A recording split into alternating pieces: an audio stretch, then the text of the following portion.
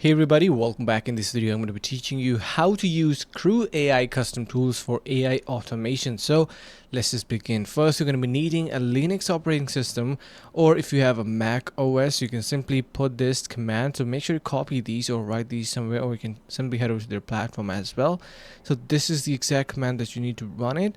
Once you have it, if you're trying to do it on Windows, you are going to be basically heading over to PowerShell and execute this particular command. Once you do, you need to install Crewai, and you can see basically once it is installed, you can use their custom tools. So they do have different type of projects, and in projects you can see different kind of tools enabled, and yeah, so you can customize it and use it according to your needs. So I hope this is going to be helping you guys out. If you have any questions, feel free to let us know in the comments below.